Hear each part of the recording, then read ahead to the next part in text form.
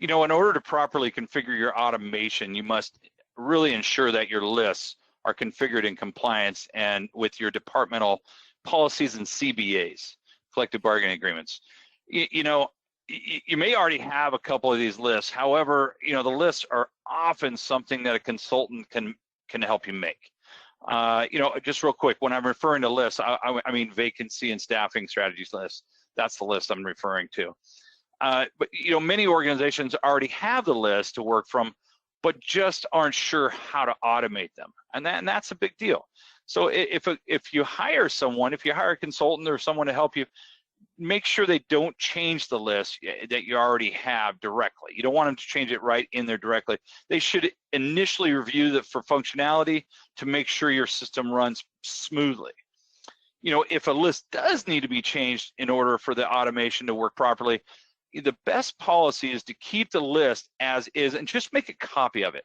And if you make a copy of it, then that's the one you have changed. And that's why I said referred earlier about directly. You want to make sure you change the copy.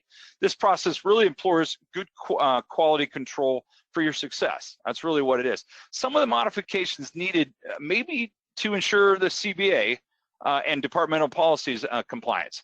So that is something else. Hey, James Waring, would you share a little bit more about lists and maybe a scenario or something here?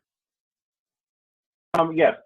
When it comes to working with the list, if everything's working and they're following all of your CBA and departmental policies, we're not going to change the list, and you don't need to change the list that you normally would use for your fill by rules. The procedure would be we would copy the list and create a whole new different list plan, list chain for the automation to run separately away from the list that you're currently using. Still going to be following the same sorting orders, the same exclusion preferences, and the same inclusion preferences. So for example, I just had an agency where I recently fully automated them, and it was just a matter of copying their list over, putting them in the order that they wanted them to be called, and then we follow that up with a lot of testing to make sure everything is the correct personnel are being called in accordance to the CBA and departmental policies.